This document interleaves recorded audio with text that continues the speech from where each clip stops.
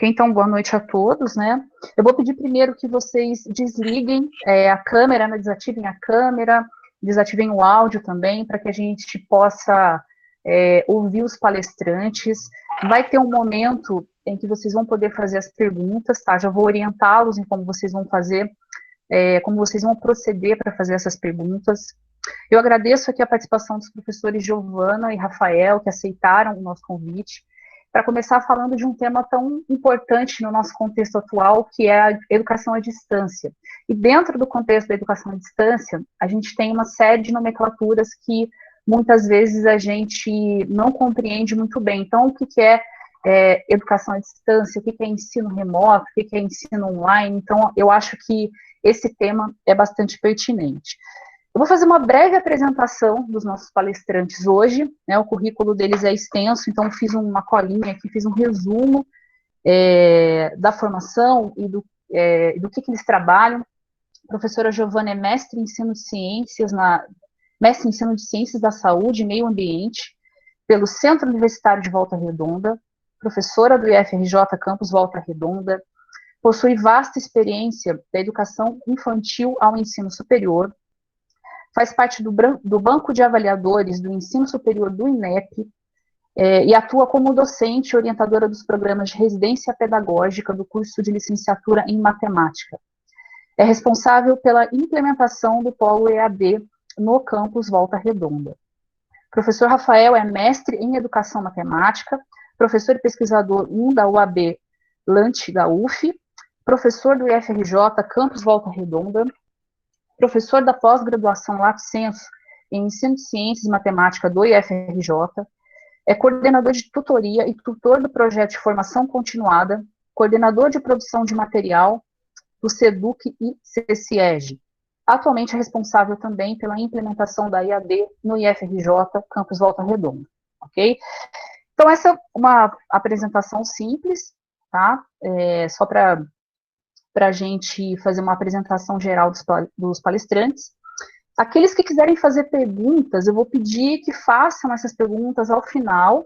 Tá? A gente vai ter primeiro a apresentação da palestra e depois a gente vai abrir para perguntas. Eu peço que vocês façam essas perguntas no chat. Então, para quem está entrando a primeira vez na reunião do Meet, você tem aí do lado esquerdo uma aba escrito chat, então só você entrar lá, vocês já devem saber, mas só para lembrá-los, façam as perguntas por lá. Se alguém quiser depois abrir o microfone, fazer a pergunta, tentar explicar a pergunta, quiser falar, a gente também vai deixar em aberto para vocês fazerem as perguntas, ok? Bom, vamos lá então. Educação à distância e online no contexto da pandemia. Giovana e Rafael, a palavra é de vocês.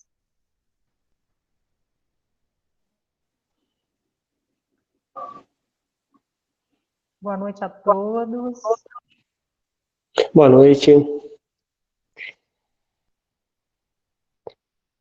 Bom, Giovana, eu vou pedir inicialmente para agradecer a presença de todos, o convite, né, da professora Aline. A gente quer dar algumas contribuições sobre o atual momento que estamos vivenciando e esperamos que no final a gente tenha um monte de perguntas. Acreditamos que isso vai acontecer.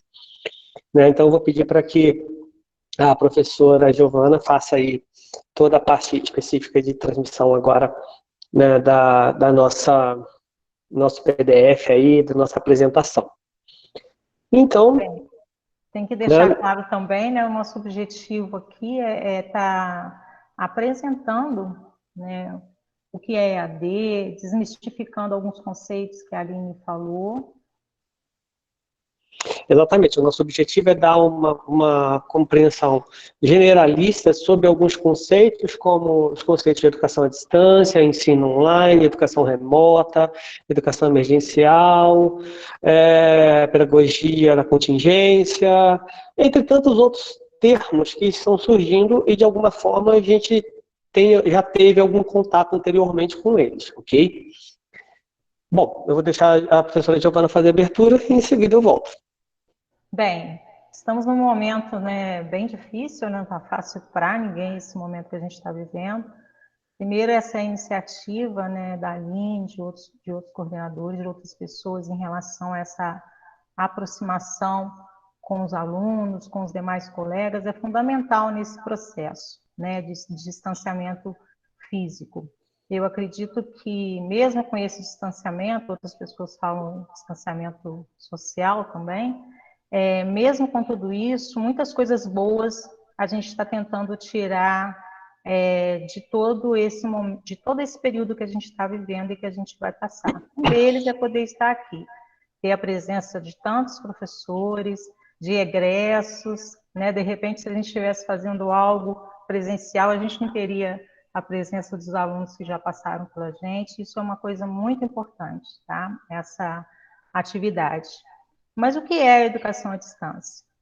Ensino online, ensino remoto e atividades pedagógicas à distância.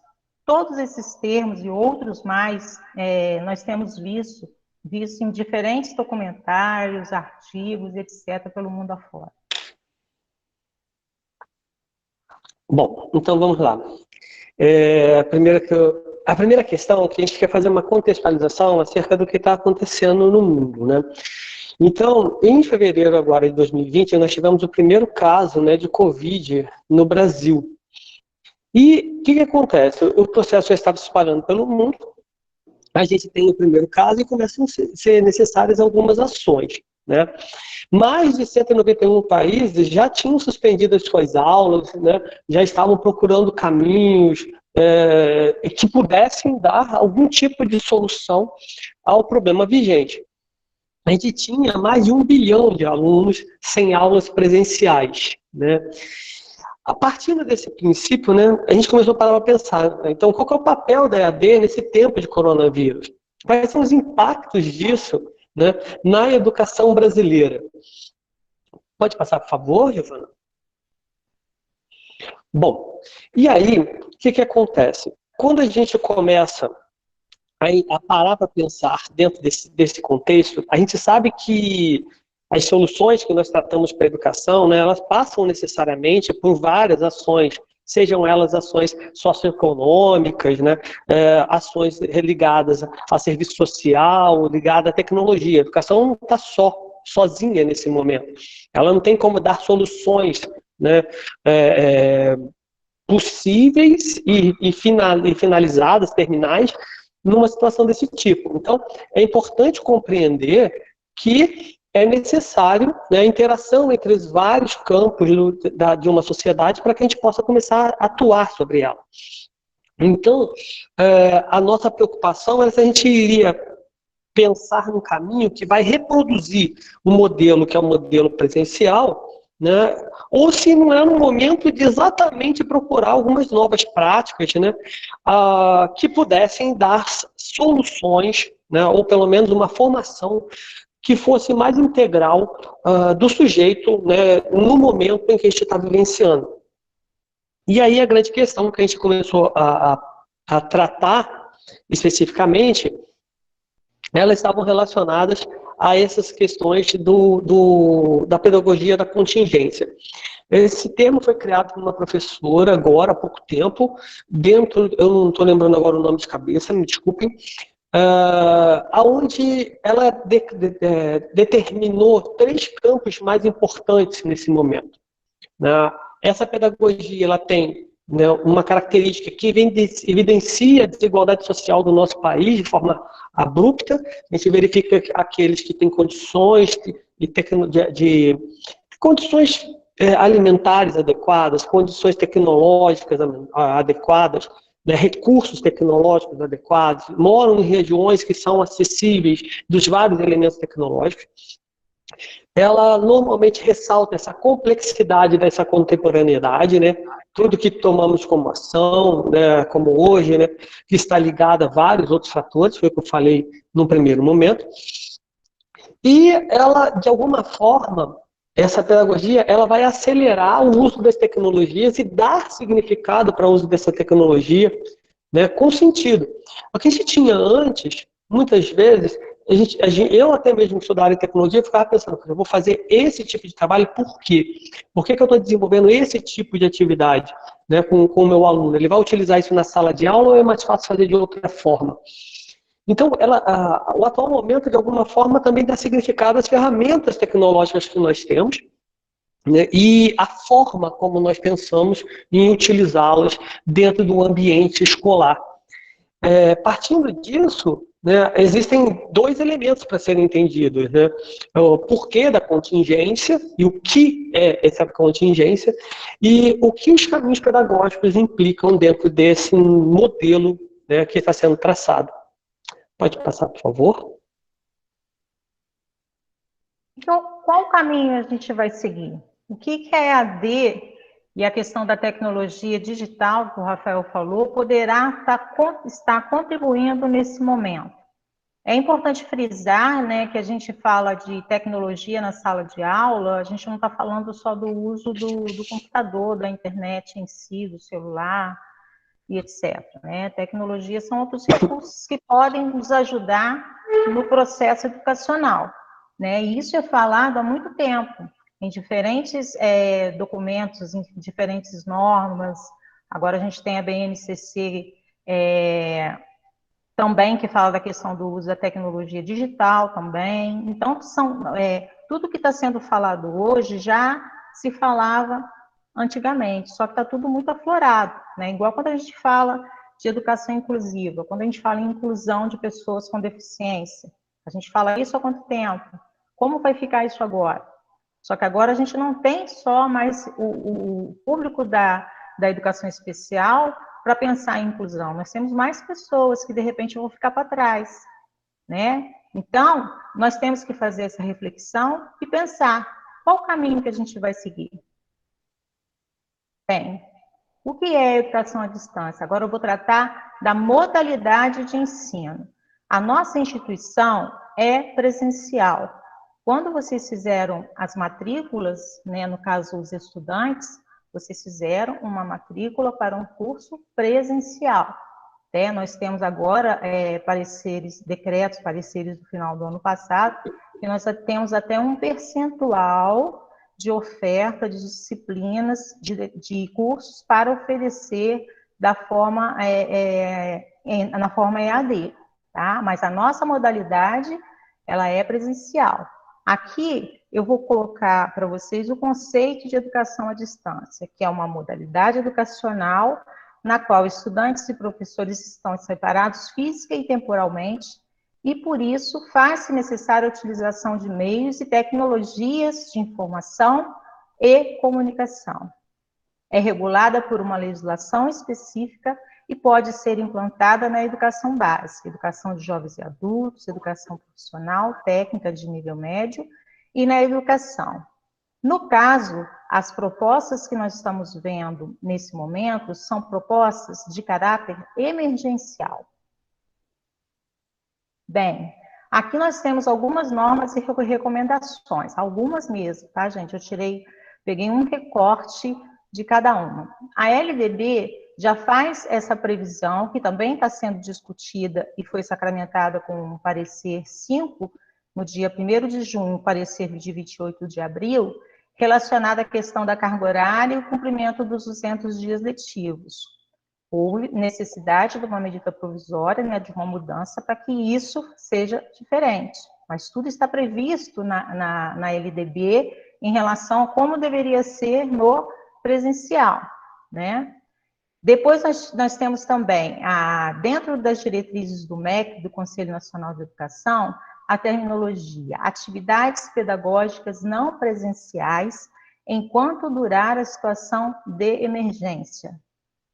O que quer dizer as atividades pedagógicas não presenciais? Aquilo que não vai acontecer dentro da instituição, escola, dentro do nosso ambiente escolar, nosso ambiente acadêmico. Então, não necessariamente vai ter que ser via internet, conforme vocês vão ver mais à frente das realidades que têm acontecido no nosso país nesse momento emergencial. Então, guarda bem esse termo, atividades pedagógicas não presenciais enquanto durar a situação de emergência. Outra determinação, no caso ela vem da Unesco, que nós precisamos estar atento para escolher as melhores tecnologias para poder dar as nossas aulas, no sentido de conseguir trabalhar, na verdade, com o propósito que a gente tem, com as nossas funções, com as nossas atribuições. E outra também determinação da Unesco é que nós precisamos ter ferramentas de contato com todos os estudantes, com os professores, com as famílias, e apoio aos professores em relação ao uso das tecnologias digitais, que já tem também uma pesquisa grande, se eu não me engano, da Universidade Federal de Juiz de Fora, que fez esse levantamento, né, de quantos professores, no caso, dentro do grupo que eles fizeram, que tem esse jeito com tecnologias digitais, tá? Continuando, né? Ação, reflexão, experimentação, Rafael. Ok, bom, tá todo mundo me escutando bem? Eu vi algumas mensagens no chat e as pessoas estavam falando, eu não consegui escutar. Muito obrigado, gente, pela resposta. Mas teve problema comigo também? Não, teve só comigo. Bom, então eu vou só retomar rapidamente e fazendo um resumo do que eu falei anteriormente para chegar nesse momento. Eu comecei falando que já em fevereiro de 2020 nós tivemos o primeiro caso de Covid no Brasil. É muito emblemático também que a primeira morte seja de uma empregada doméstica, né, visto que assim, são as pessoas mais vulneráveis, que têm menos acesso a vários espaços de saúde, entre tantas outras coisas.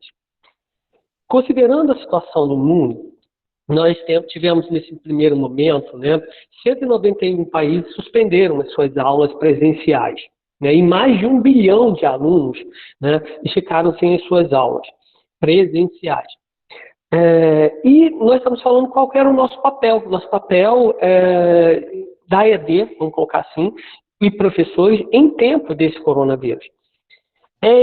Quando nesse momento a gente começou a discutir algumas questões desse tipo, e a professora, se não me engano, é a Andréia Machado, ela começou a escrever um trabalho descrevendo o que é chamado de pedagogia da contingência.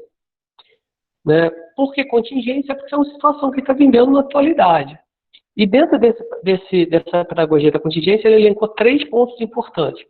O avanço, né, por força da utilização das tecnologias digitais.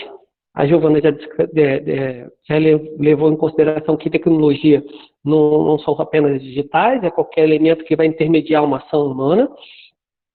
Ela ressalta que a complexidade, né, do ato educativo e a importância da educação no atual momento, entendendo que a ação educativa está interligada a vários elementos de uma sociedade, a economia, serviços sociais, a ciência e tecnologia e por aí vai.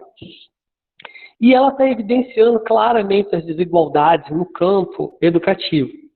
E aí a gente ficou pensando, né, qual que era a questão de fato, se a gente ia reproduzir o que a gente já fazia antes no ensino presencial, ou se a gente vai procurar um momento de pensar novas práticas, buscando as habilidades e competências necessárias para a formação do sujeito integral para a realidade que a gente está vivendo, ou as realidades que iremos viver. E aí, em meio a essa crise, né, a sugestão era fazer o quê? O que a gente vai fazer? Como é que nós vamos desenvolver essas ações? E a ideia é que a gente tem que pensar no agora, né? E tem que dar feedback rápido.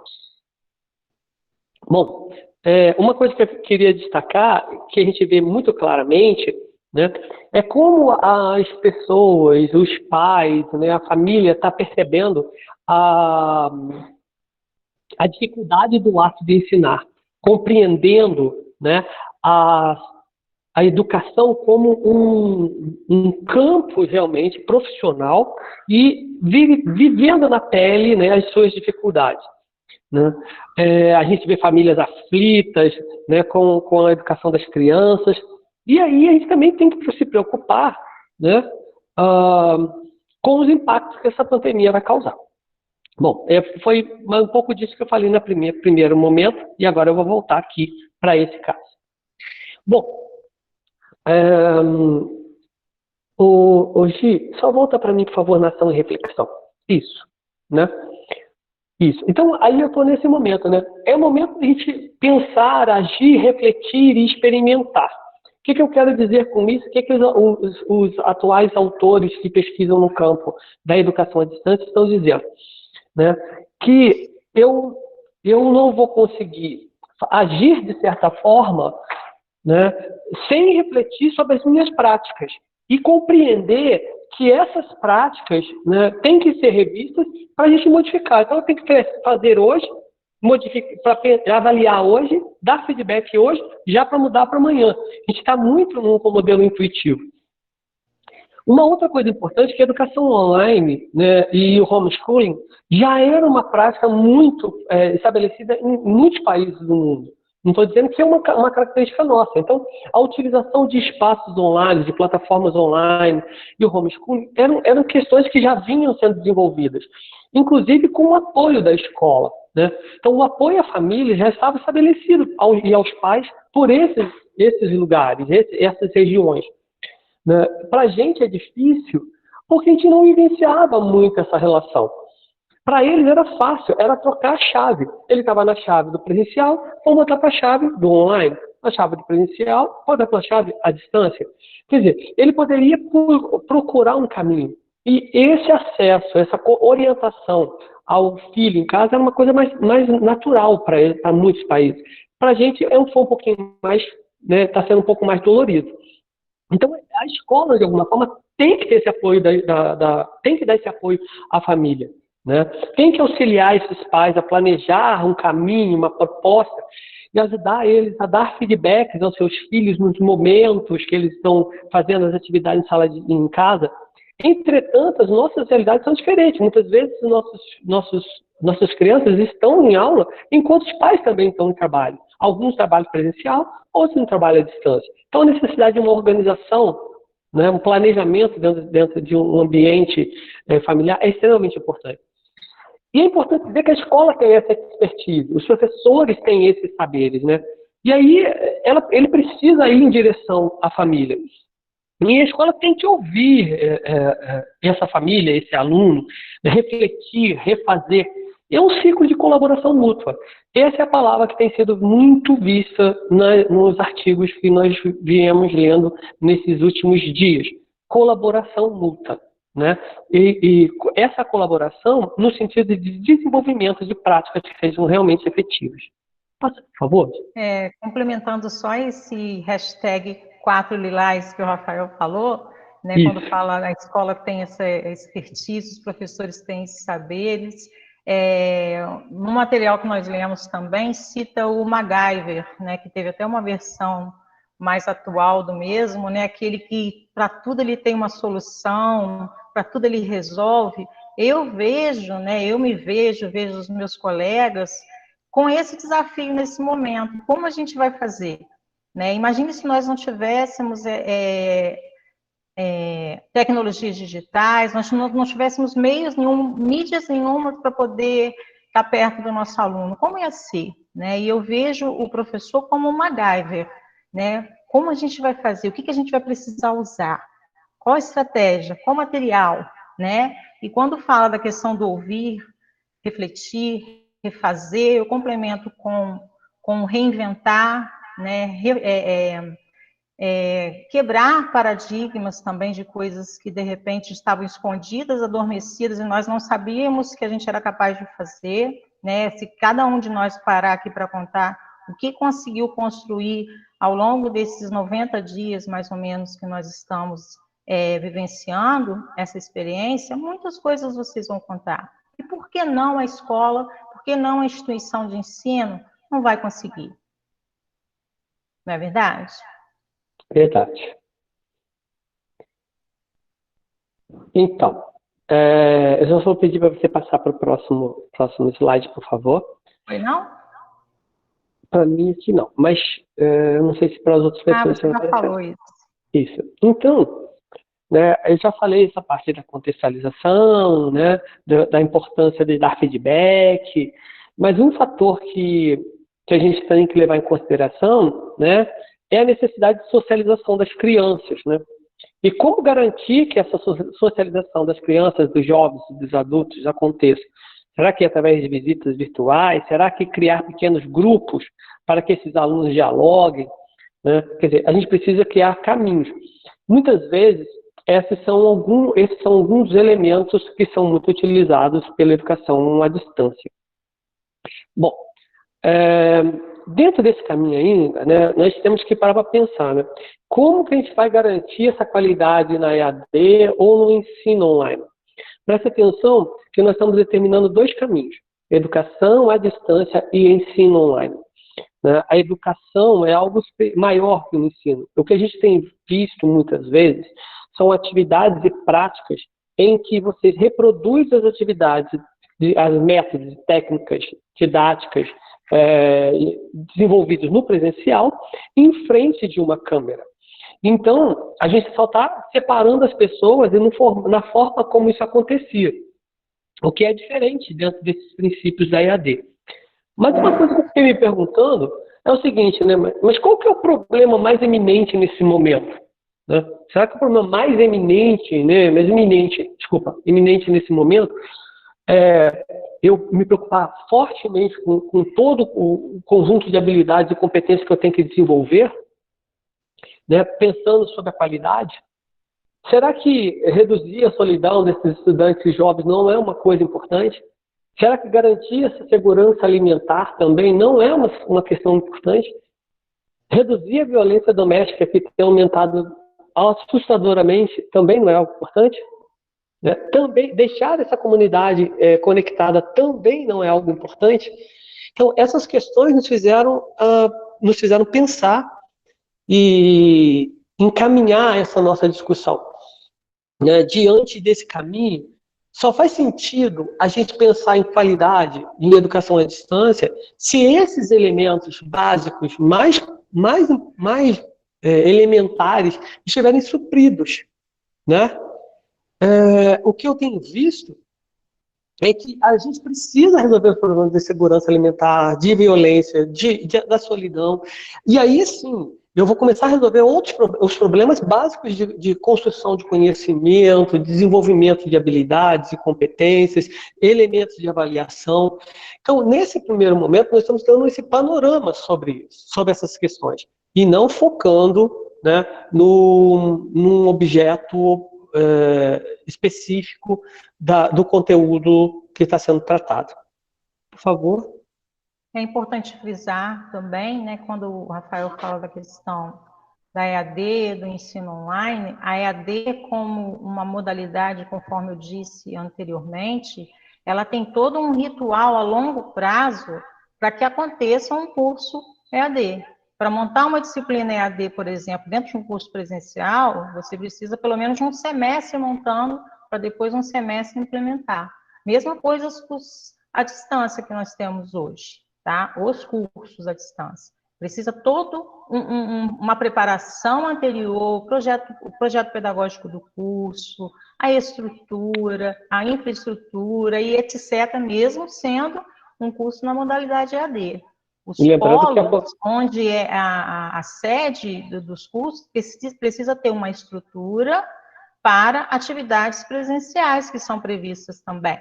Então, de um dia para o outro, né? Igual a gente escuta algumas coisas por aí falando, o meu filho, ou de repente é por falta de conhecimento mesmo. Essas atividades EAD não está dando certo. Mas seu filho está fazendo um curso EAD, me explica onde é, em qual instituição.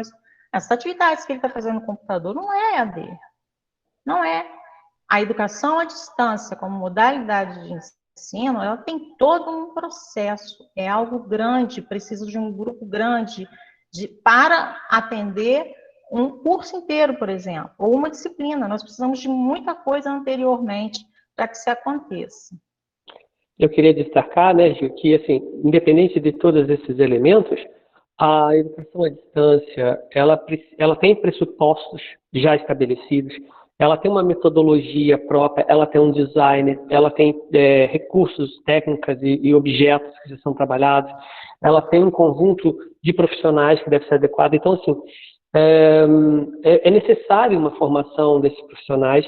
E além de todo o processo legal que já é estabelecido, a gente também tem os nossos elementos legais internos. Nós temos normativas internas no nosso campo, nossos regulamentos, que determinam, né, as formas de trabalho dentro de FRJ. Assim, eu acredito que isso vai ser uma das questões que vão ser tratadas e perguntadas, então a gente vai deixar um pouquinho mais para frente. Vou deixar agora com a Giovana para ela continuar, que a gente já falou sobre esse slide. Então, depois que a gente parte do pressuposto, né, de que todo mundo entendeu, né, na verdade, o que é educação à distância, vamos agora para o ensino remoto emergencial. Primeiro, ele é remoto porque os estudantes e professores não podem vir para a sala de aula, não podem ir. É emergencial porque não foi planejado e ninguém estava preparado. Nesse ponto aí, a gente já vê que é diferente de educação à distância. Porque foi de uma hora para outra as pessoas, a maioria dos profissionais, né, dos educadores, dos professores, eles precisaram de um dia para o outro se reinventar. E ninguém estava preparado. Ensino remoto não é, aqui na minha tela não aparece a palavra lá de baixo, Rafael. Educação à distância. Ensino remoto emergencial não é educação à distância. Notas técnicas.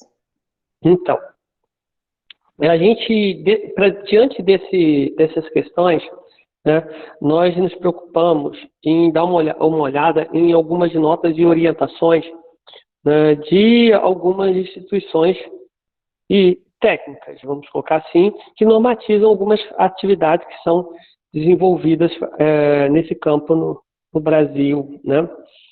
Bom, a primeira nota técnica a gente usou Todos pela Educação, é uma ONG, eu sei, muitas têm críticas, mas ela utilizou dados mais estatísticos.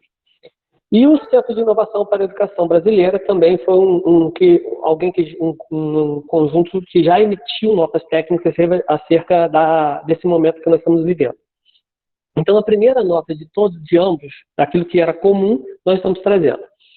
Que devemos saber que nenhuma solução no contexto atual é uma solução perfeita e definitiva.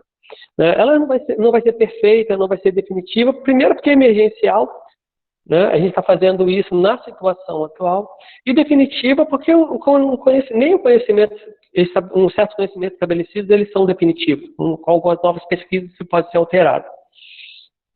A segunda coisa é que o Brasil está seguindo essa tendência mundial de transferir as aulas presenciais para um formato à distância. Preste atenção que formato à distância não obrigatoriamente significa educação à distância. Com o uso de plataformas online, com aulas ao vivo, reuniões em apps, envio de materiais digitais, gravação de videoaula, uso de produtos visuais, de áudio, de applets, né, de plataformas que várias empresas estão vendendo, já as plataformas tudo pronto, né, com aulas prontas. Então, assim, esses dados, né, já são dados estabelecidos e já levantados por essas instituições. Pode passar para mim, por favor?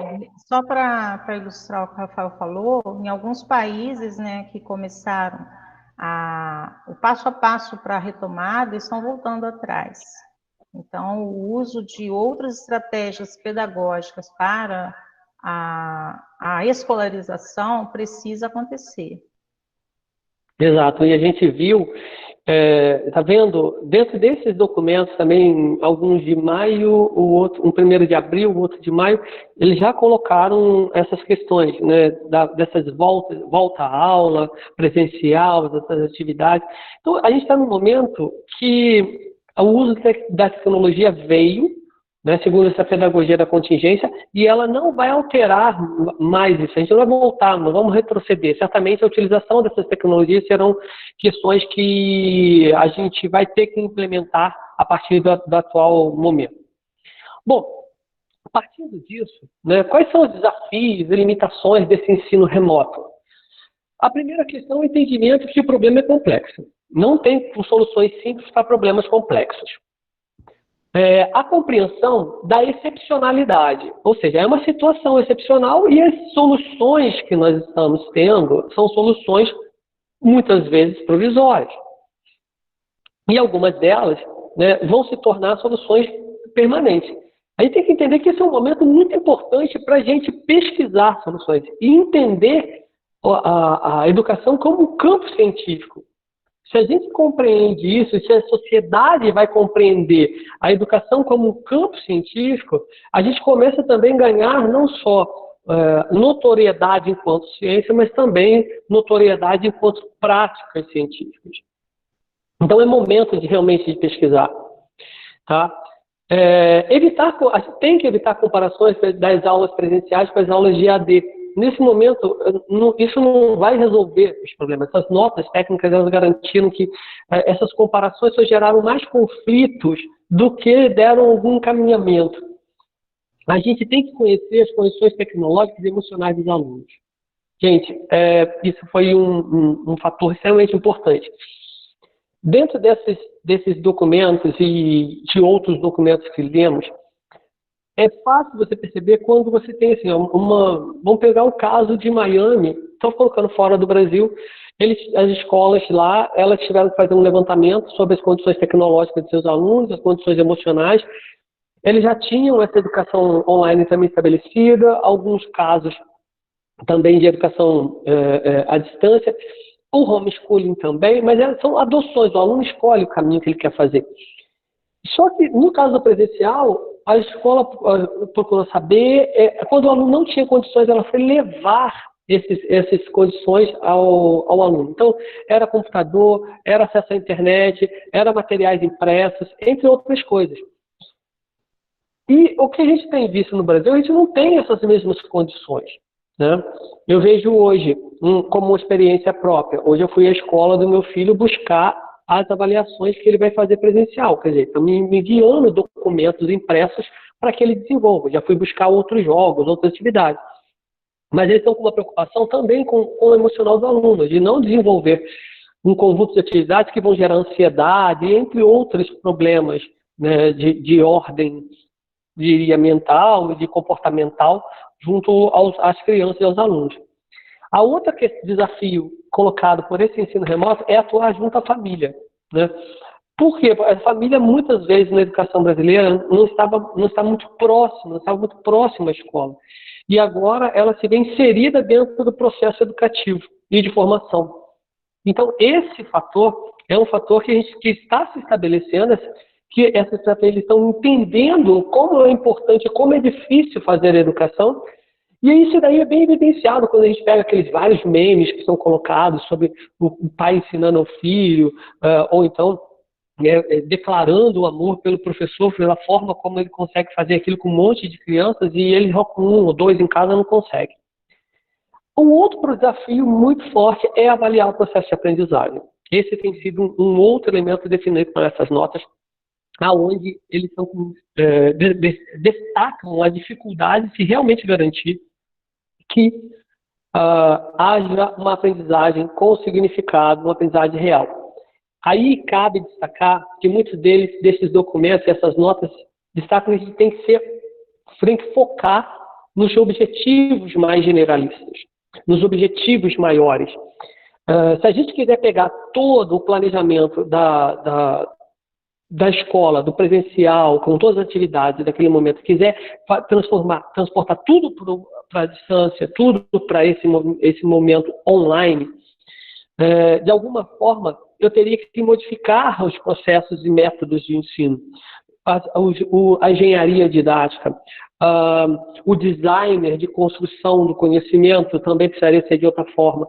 Então, não dá para atingir isso, até porque nós temos esse problema da formação do professor com relação, né, à utilização dessas tecnologias. Eu sei que aí a Giovana quer dar uma palavra, então vou ficar quietinha agora. Essa questão da formação do professor e a tecnologia na sala de aula, o uso das tecnologias digitais, principalmente, é considerado uma resistência até em relação a essa pesquisa que eu já falei para vocês, tá? Não é geral, mas nós temos situações de que o professor ele não sabe trabalhar com aquele recurso disponível, né? E nesse momento ele vai precisar buscar, né? Ou ele não sabe porque ele não teve na formação, como eu tenho certeza que a maioria de nós não tivemos na nossa formação para ser professor de física, matemática, na área pedagógica, etc. Eu não me lembro de disciplina nenhuma voltada para isso, né? Então, nós nos formamos em muitos aspectos, muitas coisas que nós aprendemos, nós buscamos. E esses alunos, esses estudantes, esses licenciandos que nós estamos preparando? Será que os nossos SUS, aqui eu estou fazendo uma crítica, não é no nosso curso do IFRJ, mas eu estou passando o que essa pesquisa levantou em relação às disciplinas que têm esse viés, que utiliza os recursos tecnológicos, as tecnologias digitais em suas disciplinas, na verdade. E isso também é minoria. O professor que não quer, o professor que não está afim, isso não vem ao caso, tá? Mas, querendo ou não, hoje todos terão que entrar, o mito da caverna, né? Vai ter que enxergar que nós vamos ter que mudar em muitas coisas. E mudar também a nossa forma de trabalhar com esses alunos, né, os estudantes da licenciatura. A BNCC, há uma BNCC da formação do professor em andamento, o processo final dessa BNCC destaca a importância de formar esse professor para que ele consiga trabalhar com as diferentes tecnologias digitais em suas aulas. Tá? Então, é uma reflexão que a gente tem que estar fazendo, que é importante, não é nenhum julgamento, não se fala em tecnologias digitais na sala de aula desde o início da pandemia, não, se fala há muitos anos, muitos anos. Cabe destacar, né, Giovana, que a própria Unesco já vinha desenvolvendo esse campo, nas nossas normatizações e leis também já descreviam sobre isso, então isso não é uma coisa nova. Entretanto, não fazia muito sentido para muitos professores a sua utilização. E hoje a gente verifica que o sentido está dado, né? Aí vamos passar, a gente dar uma agilizada aí? Já tem. Vamos agilizar aqui, vou tentar um pouquinho. Diante dessa situação, qual é o melhor caminho, né? Melhor situação, melhor a aula online ou a não realização de aulas? Isso tem sido um questionamento nosso o tempo inteiro, né? A gente tem que entender que o problema é um problema que é complexo, que gera situações de exclusão, mas o que acontece? Segundo essas notas, a experiência em guerras, em desastres, em situações emergenciais, informaram que não fazer nada em educação acabou por aumentar a desigualdades sociais em situações emergenciais. Então, os dados foram coletados, tanto de outras pandemias, de guerras, e também de situações emergenciais, como de tsunamis, né, e por aí vai. Esses dados numéricos, quando nada foi feito, né, geraram informações que as desigualdades nos locais, elas se ampliaram de forma abrupta, né? E aí cabe dizer, mas o que tem sido feito então no Brasil? Né? Passa para mim, por favor. Aí nós chegamos a alguns elementos, as estratégias que foram adotadas pelas redes estaduais e pelas redes municipais. Nós vamos passar para vocês aqui bem generalista. Verifiquem aí, nós estamos falando dos nossos 27 estados, né? A primeira questão, assim, o uso de plataformas online, né? 11 estados estão utilizando essas plataformas online. Videoaulas gravadas em redes sociais, né? 8 estados. Materiais digitais via redes, né? Nós temos 7 estados. Aulas online ao vivo ou multisseriadas, 5 estados. Aula via TV, 4 estados. Aula online, né, ao vivo, numa etapa específica da formação só. Nós temos 4 estados. Orientações genéricas que são feitas via redes sociais e tudo mais, 3 estados. Com chat e tutoria, apenas 1 estado. E nenhuma opção, que não está fazendo nenhum desses elementos, nós temos 3 estados também que não estão oferecendo nenhum outro tipo de apoio relacionado a uma educação online. Bom, agora nós vamos ver o panorama nas redes municipais. Nas redes municipais, né, a utilização de plataforma, aí você vai ter por volta de 1.600, mais de 1.600 municípios que foram pesquisados, 2.600, não lembro agora de cabeça, mas me parece que são esses. Plataformas online, você vai verificar que é muito baixa a utilização dessas plataformas em relação ao último item, né, que você vai olhar lá, nenhuma das opções. Mais de 1.600 municípios não está adotando nenhuma ação, né? Bom, videoaulas gravadas é um segundo elemento. Materiais digitais via rede, aí a gente já tem uma quantidade razoável de municípios, cerca de 600. Aulas online ao vivo e multisseriadas, aulas via TV, também muito poucas, menos de 30. Aulas ao vivo, né, por volta de 50, 70. Orientações genéricas, a gente tem por volta de 380. Chat, muito poucos também, com tutoria e chat. E aí, quando a gente está falando de tutoria e chat, de alguma forma, a gente está falando um pouco mais sobre educação à distância mesmo. Materiais e orientações no site de secretarias, tem alguns que adotaram alguns passos específicos. Orientações e cronograma de atividades para os pais, também muito pouco. Disponibilização de material impresso, cerca aí de 180 cidades. Então, de alguma forma, quando a gente olha as ações estaduais e as ações municipais, a gente verifica exatamente um afastamento bem grande da utilização de plataformas para não adesão de plataformas. Isso tudo tem a ver com outras questões, né? As questões de custo, as questões que em alguns casos você tem que fazer uma licitação, entre tantas outras, né? Giovana? Não esquecer de falar do rádio, né? A gente vai chegar lá, né? Nesse processo. É verdade. Quando nós estamos falando de materiais digitais via rede, em muitos casos, né, o terceiro elemento aí, e também no anterior, né, do Estado, em muitos casos está usando o rádio também, né? Hoje, com o advento do podcast, a gente tem uma grande potencialidade na utilização desses elementos digitais, né, desses espaços digitais, para divulgação realmente de informações, né, e espaços para reflexões e apoio. Muito interessante. Pode passar, por favor? Bem, e agora eu vou falar sobre as trazer estratégias, né? E eu vou deixar a Giovana falar, porque eu vou falar na segunda parte. Bem, nós trouxemos para vocês também, em cima das pesquisas que nós fizemos, algumas estratégias de aprendizagem remota.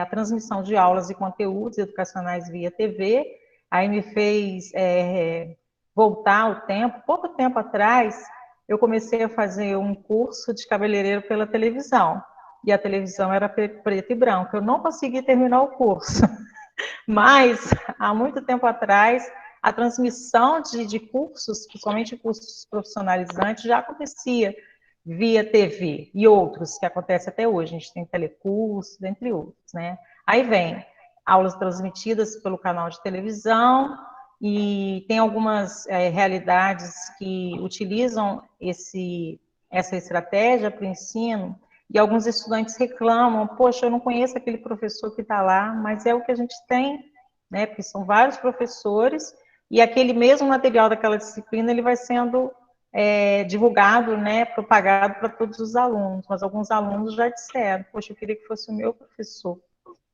Condições necessárias. Parceria com a emissora de TV, professores com experiência e interesse nessa questão audiovisual, que isso é importante também, e estudantes que têm acesso à televisão. Fala, Rafael. Então, aí é importante dizer que a gente, fazendo uma análise dos documentos, eles verificaram que cerca de 96% das famílias possuem TV em casa. Então, a TV seria uma estratégia muito interessante de ser utilizada pensando em um país de dimensões continentais e que tivesse a possibilidade de você estar oferecendo nesses canais caminhos para estudo nos diversos níveis. E aí as escolas poderiam adotar também esses espaços associados a seus ambientes online. É importante também destacar que, considerando chega a 99% nos centros urbanos e 94% nos ambientes rurais. Considerando agora a questão da internet, a gente tem por volta, né, lá de 88% em centros urbanos, considerando centros urbanos de disponibilidade, e menos de 20% de acesso à internet em espaços rurais, né? Então, um caminho que nós temos que pensar é se essa não teria sido uma boa estratégia, para o Brasil. E continuando, pensando, né, nessa pergunta que o Rafael falou, videoaulas gravadas e disponibilizadas em redes sociais, né? Nesse momento dessa mudança que todos nós estamos atravessando, como tem material disponível para todos. Eu todo dia recebo uma aula de canais que eu curto, aulas diferentes disciplinas, diferentes estados. É claro, não é o meu professor, mas é o professor que está dando aquele conteúdo. Então, tem muito material disponível sendo compartilhado. Eu nunca vi tanto material como eu tenho visto nesses últimos meses, né, compartilhado. Inclusive, né, falando de videoaulas gravadas, disponibilizadas em redes sociais, a Aline vai colocar no chat algumas sugestões de cursos à distância que a gente pode fazer, cursos inclusive para ensinar a montar videoaula e etc. No site do MEC, se chama AvaMEC, o MEC disponibilizou uma formação para professor também, só que eu não sei dizer para vocês os nomes de todos os cursos, porque é uma lista imensa de cursos, né, Aline? E eu não sei se ela vai colocar no chat ou se ela vai mandar no grupo para vocês, mas tem muita possibilidade também de formação de videoaulas gravadas, disponibilizadas em rede social, essa videoaula gravada em casa. Criação e compartilhamento desses conteúdos, conforme eu falei, condições necessárias, a internet, gravação de vídeos em estúdio simples ou smartphone. A letra C eu não lembro o que é e nem enxergo daqui porque tem a tarde em cima, Rafael. Então, é gestão de redes sociais e mídias digitais, né? E o interessante dessa questão da gravação de videoaula, né, que antes pandemia, né, antes desse momento, a gente ficava preocupado em ter um estúdio com tudo direitinho. Hoje, a gente está tendo que se adaptar. Se eu quero montar um vídeo, se eu quero montar uma aula, eu vou ter que se adequar à minha aula, ao meu vídeo dentro da minha casa. E fizeram cursos pensando nesse caminho que a gente tem, nesse ambiente que a gente tem em casa, que é tudo hoje. Né? Então, quer dizer, não estou justificando que tudo isso veio para melhor, que maravilha que tudo isso aconteceu, mas olha quanta coisa boa ocorreu a partir da falta. Exato. Ui, passei demais. Continuar, Rafael? Bom, vamos lá. Então, uma outra estratégia para aprendizagem remota e também pode ser utilizado com educação à distância são as aulas ao vivo e online transmitidas por redes sociais.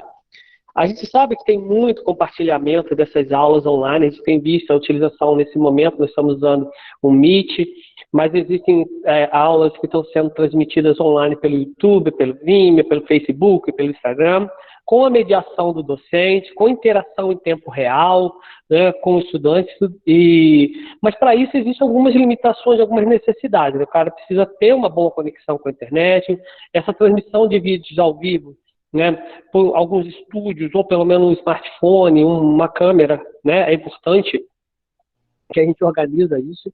O professor precisa ter conhecimentos básicos de interação online. Isso é um outro papel. Muita gente não gosta de aparecer, muitos professores não gostam de aparecer em vídeo. Tem dificuldade de lidar com a câmera. Então, isso é um fator que também, né, é uma condição também necessária a esse professor. Ao essa pessoa que vai estar viabilizando esse processo. E a gestão dessas redes sociais e mídias digitais. Tem que saber usar esses elementos, saber utilizar essas contas, saber criar mais de uma conta. Essa semana mesmo eu estava aqui brigando com a Giovana porque ela não tinha Instagram. Né, Giovana? Bom, por outro lado... A Solange também está me ajudando. A Solange está te ajudando, né? O envio de conteúdos digitais em ferramentas online. Então, a utilização, né, de compartilhamento de conteúdos via drives, recursos digitais, né, em PDF, games, vídeos, né, por meio de ambientes online específicos, né, para apoiar essa aprendizagem. Ou ainda, né, você tem hoje a utilização Também não tem, né, Armando? Poxa, vamos ajudar. Olha aí, quando a gente está Marcos falando... fez uma pergunta aí. Ainda não vi. Mas olha só essa interação nesse momento. Eu já vou responder, Magno, há um tempinho. Então, quando a gente quer dizer com isso, eu posso ter esses espaços, como muita gente está utilizando o Google Classroom, como um depósito para espaço, né? Um depósito para colocar os vídeos, colocar os materiais, para fazer essas avaliações, né? É possível, né? É possível a utilização desses espaços para uma gestão de algumas coisas. E mais do que isso, até para fazer outras coisas, né? A gente utilizar esses espaços para as nossas aulas, utilizar esses espaços para a resolução de atividades online, utilizar esses espaços para a criação de gamificação, né? Entre outras questões. Vamos em frente, Gi? Ou quer dar uma Só uma palavrinha? palavrinha, Rafael. Eu estou tendo a oportunidade, igual ele brincou a respeito do Instagram, eu tinha o Instagram só para ver as lives, agora eu estou fazendo outras coisas com o Instagram e a professora Solange também tem me dado umas orientações. Tá bom, Rafael? Tá Eu tenho bom. feito um curso pela UF, se eu não me engano, um mini curso sobre educação inclusiva muito bacana via Facebook, né? Grupos no Facebook. Eu sei que isso já existia anteriormente, mas agora eu tenho visto vários cursos utilizando essa rede social para a produção do conhecimento também, vários grupos de pesquisa pelo Brasil afora têm feito várias lives, várias atividades via redes sociais também, que tem sido muito bacana. Né? Até tirei aquela minha trava em relação a algumas redes sociais, porque há todo um processo de netiqueta, de preparação, até a implementação desses eventos em si. E cabe destacar também o curso de vídeos que está sendo promovido pelo Colégio Pedro II, né, vídeos educativos, e é um curso curto de 30 horas, basta entrar lá no site do Colégio Pedro II, está disponível, sempre aberto, é um curso de mediação. O CEFOR também tem um curso, o Instituto Federal do Rio Grande do Sul tem um curso, se não me engano, de 120 horas também na formação e criação de vídeos e atividades digitais para a educação. Então, existem algumas propostas e espaços para a gente passar algum tipo de formação nesse momento. Fica aí a sugestão para aqueles que têm interesse de conhecer um pouco mais sobre esses elementos. Tá? Vamos em frente, Gi? Faça a próxima aí. Manda ver. Bem, ambientes virtuais de aprendizagem, no caso, nosso Instituto Federal, ele tem um ambiente virtual de aprendizagem que se chama Moodle, que é o ambiente formal, né, da instituição na qual a gente está ofertando um curso para professores, e brevemente esse curso vai ser ajustado para o público, para professores externos. No caso aqui, ambientes virtuais com propostas pedagógicas elaboradas, selecionadas pela Secretaria de Educação, que serão utilizados pelos professores para organização e disponibilização dos conteúdos. Temos também o Google Classroom, né, o Google Sala de Aula, que também tem sido muito usado nesse período. Condições necessárias, uma equipe, guardem bem essa palavra equipe, para implementação, gestão e operação desses ambientes virtuais de aprendizagem, o próprio ambiente virtual de aprendizagem, os professores com conhecimento básico no uso dessas ferramentas, de determinadas ferramentas dentro desse ambiente virtual, professores com conhecimento para curadoria e criação de conteúdos digitais, e isso não é simples. Imagine tudo isso de uma hora para outra. Eu assisti uma palestra de uma universidade, a Universidade do Paraná, que se chamava, tinha o seguinte nome, 15 anos em 15 dias. Na verdade, muitos professores tiveram que se preparar em menos de 15 dias para fazer tudo isso aí. E a conexão à internet também para a disponibilização dessas plataformas online. Agora, a transmissão de aulas e conteúdos educacionais via rádio, aulas transmitidas por meio de emissora de rádio em horário determinado, de acordo com as etapas de ensino e conteúdos programáticos. Parceria com uma emissora de rádio é muito importante, professores com experiência e interesse em transmissão por rádio e estudantes que tenham acesso à rádio. Pode falar o próximo, Rafael? Deixa eu só fazer um parecer que agora com as rádios online, a gente tem uma quantidade muito grande de possibilidades para desenvolver ações nesse campo. A utilização de podcasts, que você pode salvar dentro de vários ambientes, seja inclusive no nos espaços disponíveis, né, para mídias, né, de áudio, vários deles estão dando oportunidade para você fazer isso. Eu ia falar nomes, né, aqui desses aplicativos, eu resolvi não falar. Então, o podcast é um caminho bem interessante, né? E eles também podem ser disponibilizados nesses outros espaços virtuais, né, anexados, você gravar informações, gravar coisas nesse sentido. E o Giovana, já estamos preparando um conjunto de podcasts aí para alguns alunos. Vamos ver como é que vai funcionar isso daí, fazer um teste e verificar qual vai ser o impacto disso nos nossos alunos. Tá? Bom, e o envio de material impresso para conteúdos educacionais. Quer dizer, eu tenho que ter impressão disso, né, desses materiais para levar para esses alunos, chegar até eles. Agora, eu tenho que ter curadoria, criação, impressão, eu tenho que ter todos os dados cadastrais desses alunos atualizados, tem que ter uma logística para envio, entrega disso. Quer dizer, não são coisas tão simples quando a gente fala de um país de dimensões continentais e quando você fala, às vezes, de municípios que são pequenos ou municípios que têm uma dimensão também, um espaço físico muito grande, né, geográfico muito grande. Então, por aí vai, né, as nossas dificuldades. Por favor, Giovana. Rafael, a gente já tem perguntas e extrapolou o tempo.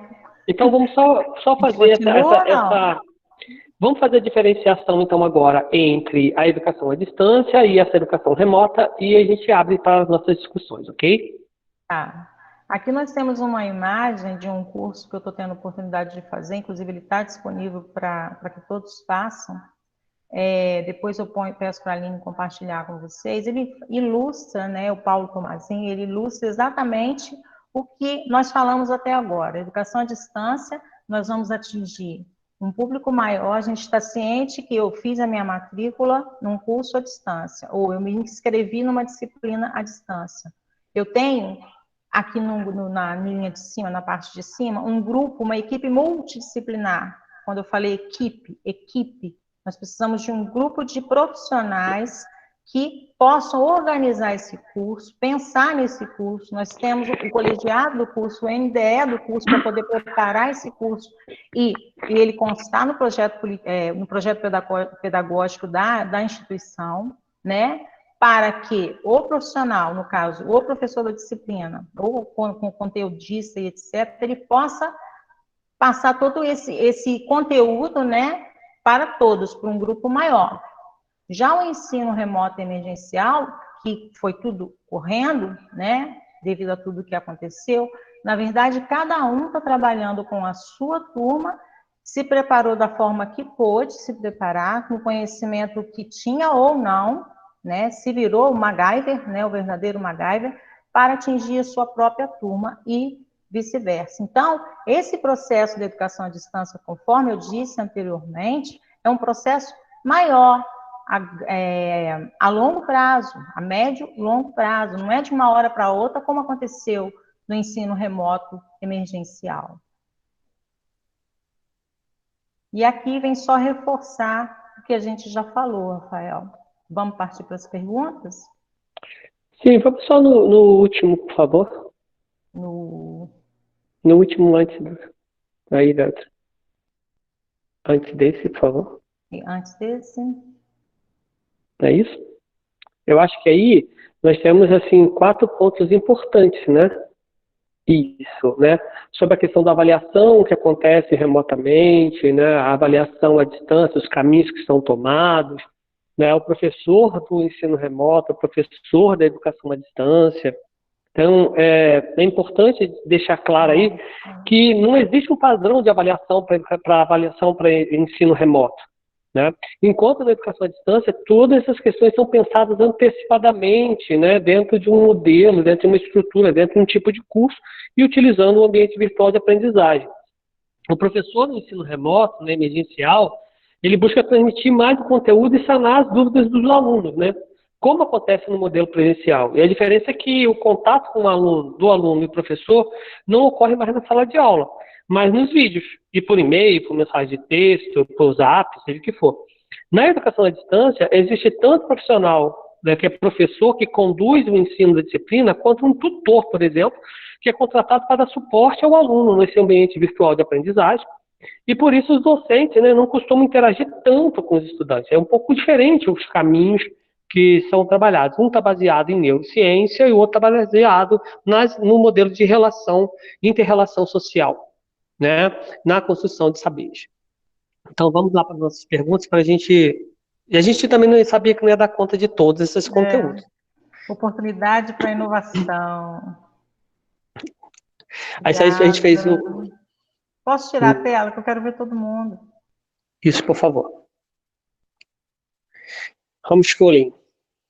O Cadu está falando do homeschooling. Bom, deixa eu começar a falar aqui as perguntas. Tem algumas perguntas no chat, já vou passar para vocês, e aí se alguém quiser fazer a pergunta ao vivo, falar, né, mostrar a linda voz para todo mundo, aí a gente abre o microfone, e aí eu peço que escreva lá no chat, né, que você quer falar, para a gente poder colocar em ordem. A primeira pergunta lá vem do Magno. E a pergunta do Magno. Tem uma pergunta sobre esse assunto. Dado que nesse tempo do Covid-19 os pais estão se tornando protagonistas do processo de ensino, como lidar com o surgimento de uma possível perspectiva conteudista do ensino? Existe uma discussão nesse sentido? Então, Magno, eu vou tomar liberdade para começar a responder a sua pergunta. Diante dessas primeiras notas técnicas, né, esse era um dos elementos que estavam sendo destacados, né, o protagonismo dos pais e a necessidade da interação do pai é extremamente importante no processo de ensino e aprendizagem. A grande questão é que, neste momento, olhando um modelo de ensino online, eu quero frisar que não existe educação online, existe ensino online. Educação é algo mais amplo, é o que você quer para um modelo de sociedade. Então, quando eu penso em educação à distância, eu estou pensando em várias outras coisas. Quando eu penso em educação presencial, que são modalidades, eu penso em várias outras coisas. Sujeito que eu estou querendo formar. Quando eu estou falando de ensino online, eu não estou falando de sujeitos. Eu estou falando exatamente de quê? De formas de que aquele conteúdo está sendo transportado, levado, construído, né, para aquele aluno. Pelas práticas que estão sendo desenvolvidas pelos municípios e estados, você verifica a maioria dos recursos, eles estão indo muito mais na direção do conteúdo do que na direção de um modelo reflexivo, né, da reflexão na ação. Por isso, uma das estratégias era testar, refletir, dar feedback rápido, retomar isso e modificar para o próximo dia, em busca de a gente não ter uma formação extremamente conteudista, né, baseada, como eu diria, em fatos ou então em procedimentos operacionais. Né? Isso também está destacado nos dois documentos que foram do Todos pela Educação e do CIEB, que está relacionado a tecnologias na educação brasileira. Giovana, você gostaria de completar? Uhum. É só para enfatizar que quando a gente falou, né, do ensino remoto emergencial, algumas instituições que já estão caminhando com propostas nesses 90 dias já está entrando para o ensino remoto intencional, que é diferente. Ele já tem uma intenção pedagógica, eles já ouviram as famílias, os professores, os estudantes, estão organizando a partir do que eles estão tendo como feedback, né? E não tem como a gente falar, vai ser dessa forma e dessa forma será a melhor. Nós vamos ter que tentar. Aí eles falam que a gente não tem outro caminho, na minha opinião. É momento de pesquisa, é momento de teste, é momento de buscar algum tipo de solução, né? E entendendo que essas soluções são provisórias. Então, se você me perguntar se isso vai gerar um modelo conteudista, eu poderia perguntar por que as nossas escolas presenciais, nesse momento, elas estão diferentes de um modelo conteudista. Então, eu acho que esse é um problema, não um problema da educação à distância, ou um problema do ensino remoto. Ele é um problema maior, um problema já da educação brasileira.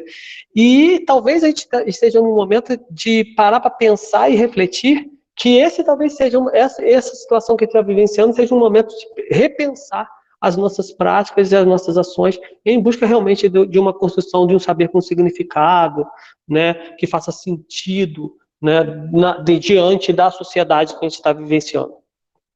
Eu espero ter respondido, Magno, mas fica aí em aberto o microfone se você quiser fazer réplica. Dá pra falar. Vocês estão me ouvindo? Sim. Estamos. Então, não respondeu, cara. Na verdade, a preocupação que eu tenho é que essa coisa de que a escola é conteudista, a gente já conversou várias vezes e a gente sabe que isso varia de lugar para lugar, de professor para professor. A minha preocupação é que os pais, pelo menos pelos que eu vejo da escola da Isis, que me perguntam coisas, né, e tudo mais, eles têm essa perspectiva conteudista e não estão na discussão, entendeu? Mas acho que aí a Giovana respondeu que os tratamentos estão sendo feitos com feedback, inclusive dos pais, né? Exato. Então, quando a gente fala de feedback, é exatamente importante esse caminho, né? Essa intencionalidade, inclusive, ela já está indo num caminho que atende às necessidades exatamente dessa escola, desses grupos. Então, Legal. a divisão de subgrupos, grupos menores, são importantes. Então, olhar para grupos menores. E aí, esses grupos estão traçando essas perspectivas que são necessárias a essa construção. E esses são alguns dados que estão sendo tratados. Eu achei bem legal, bem interessante já ter essa questão dessa educação online e intencional. A Kellen quer perguntar no microfone, Kellen? Tem uma pergunta da Kellen aqui, mas se ela quiser ligar o microfone também, fica à vontade. Qualquer coisa, eu leio a pergunta aqui e vocês respondem. Nós Ela não quer. precisamos perder a vergonha, ficar na frente das câmeras. É uma tendência. A Giovana fez até a chapinha, né, Giovana? Nossa, o dia que eu tenho algum evento aqui, eu me preparo toda, só não pode me olhar daqui para baixo. Eu vou fazer a pergunta, então. Tá. Qualquer coisa, se ela quiser complementar depois, ela abre o microfone. Ela está dizendo assim: como os professores nessa pós-pandemia irão lidar com os impactos causados por essa educação emergencial? Pois a educação presencial já aprova alunos com superficialidade nos conteúdos, gerando dificuldades aos professores futuros em prosseguir com a matéria. Como os professores lidarão com essa ausência de conteúdos vistos, ou superficialidade ainda mais evidente com essa modalidade emergencial, com provas em casa, trabalhos e aulas remotas? Então, relacionado com a questão agora do professor, como que os professores vão lidar com essa nova forma de avaliar, enfim, com provas em casa, trabalhos e aulas remotas. Giovana, você quer começar? Primeiro, por favor. Devido a esse momento, né, conforme eu disse anteriormente, do compartilhar, do acesso que a gente está tendo a muitas coisas que têm dado certo, eu acredito que a possibilidade de erros, ela vai existir, porque faz parte, mas de acerto também. E quando você fala, Kellen, da questão das dificuldades aos professores futuros em prosseguir com a matéria, nós vamos ter entraves, de repente até com aquele professor que domina mais a tecnologia digital, mas de repente aquele manejo de classe digitalmente ele não vai ter, não é verdade? Então, quando você faz essa pergunta, essa sua preocupação, é também a nossa preocupação, nós vamos ter que criar caminhos, ver as experiências que estão dando certo, que tem coisas que estão dando certo, e não é só para o ensino superior, não, tá, gente? Até na educação básica. Eu não vou falar da educação infantil, eu não tenho condição de falar, mas no ensino médio tem algumas experiências que têm dado certo. Então, o que a gente tem que fazer, na minha opinião, nesse momento, é buscar, é estudar, é pesquisar, é ver o que está dando certo, para que a gente não cometa determinados erros que eles cometeram no início. Quem está entrando agora no ensino remoto intencional, com certeza cometeram vários erros, que de repente nós não vamos cometer por haver esse compartilhamento de informações que a gente tem recebido, né? Rafael, pode falar? Sim. Então, Kelly, assim, eu queria destacar algumas questões, né? O aluno vai ter uma formação superficial. E eu fico pensando assim, qual o objetivo que o professor estava tentando atingir com essas aulas, né? Então, eu acho que a gente vai precisar parar para pensar um pouquinho. Obrigado, Sol. Parar para pensar um pouquinho. Né? E esses objetivos, sendo um pouco amplos demais, ele não conseguindo ir em direção a objetivos específicos, não conseguindo atingir esses objetivos específicos, né? Em algum momento a gente vai ter que parar para pensar que isso vai ter que ser desenvolvido. Mas como isso vai ser desenvolvido? Essa pergunta ela só ressaltou aquilo que eu falei no início. Como resolver esses problemas da matéria? Né? Como resolver os problemas da educação? E ressalta a educação como ciência. Né? Está ressaltando a educação como ciência. Então, quando eu estou falando assim, poxa, então eu estou falando que essas soluções não são soluções simples. E elas precisam de pesquisa, elas precisam de entendimento. Então, um dos caminhos que talvez sejam interessantes é ver as experiências que são experiências exitosas, experiências que estão dando certo. Né? E, diante disso, é importante destacar como o referencial teórico que a gente estava estudando e como os documentos norteadores, que há colaboração, né? Cooperação, quando você coopera, quando você trabalha junto. Colaboração, quando você constrói junto. Então, é necessário colaborar, é necessário construir coletivamente propostas, né, que integrem as coisas. Isso, a gente não tem esse hábito. Então, o ato de colaborar, segundo esses documentos, vai ser aquilo que vai nos auxiliar na superação desses obstáculos pós-pandemia. Mas não existem receitas prontas, porque nós também, né? Obrigado, Flávia. Então, a gente também não tem respostas, porque nós estamos vivendo um momento, né, assim, diferente, um momento novo. E é nesse momento que a gente tem que pesquisar. Pelo menos é uma questão que eu tenho pensado pensei após a sua pergunta. É um desafio. Espero ter respondido. São desafios. Agora, e não o Carlos existe... Eduardo perguntou, em relação ao protagonismo dos pais no homeschooling, como lidar com o impacto da atual onda contra o conhecimento científico?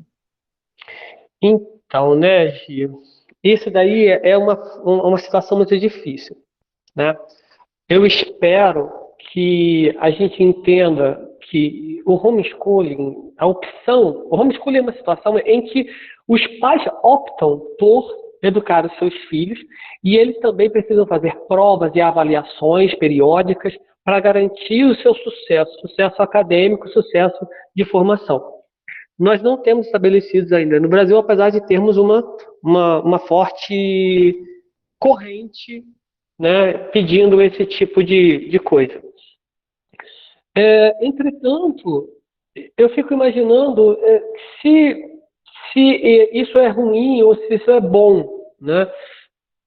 Por outro lado, o aspecto conteudista nessas condições, eles são muito mais exacerbados.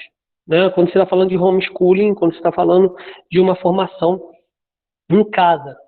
Além disso, a reflexão acerca do conhecimento é extremamente importante.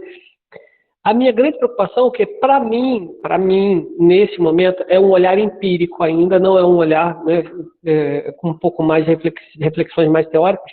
Para mim, a maioria dos pais, eles não estão em condições ainda de fazer, né, essa ação de uma educação em homeschooling. Tanto é visível isso que a gente vê a quantidade de coisas que eles estão colocando na internet, a quantidade de informações, de memes, de vídeos, de áudios, falando da dificuldade que ele tem. Isso é a grande maioria. Eu digo por mim, agora vou dar uma experiência por mim. Eu tenho 2 filhos, um ensino fundamental 1, outro ensino fundamental 2, é extremamente difícil fazer atividade na educação do ensino fundamental 1. É difícil alfabetizar, é difícil, né, construir esse tipo de trabalho. E aí, mas um pai ou uma mãe pode ter esse tipo de habilidade e competência, sem dúvida nenhuma. Né? Agora, a gente certamente, após isso, nós vamos ter 2 correntes muito fortes, aqueles que verificam perfeitamente que não têm condições de realizar esse tipo de coisa, e aqueles que acreditam que isso é possível diante da conjuntura que a gente está vivendo.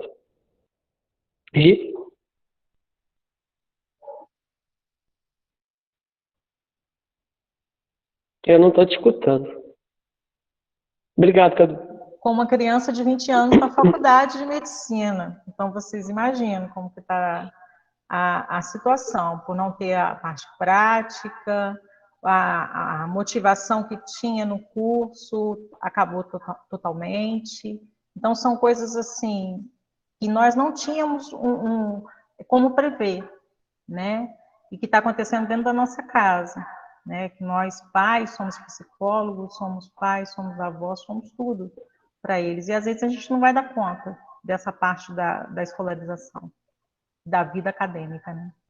O Regis acabou de sair, ele fez uma ótima pergunta, mas eu acho que a gente já falou da questão do podcast, né, Rafael?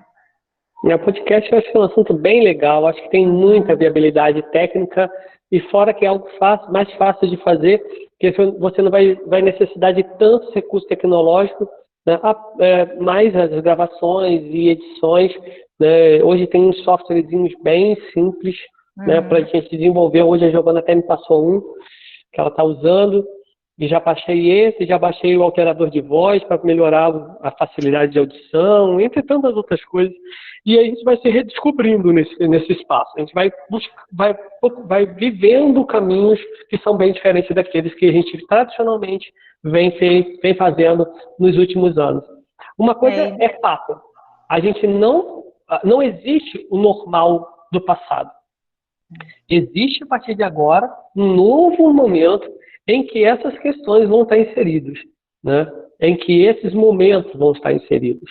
E que a gente vai ter que utilizar das nossas várias novas habilidades, novas competências, novas qualidades, para tentar dar solução. Pelo menos é o que eu penso. Eu acho que a dele foi a última, não foi, Aline, do Regis?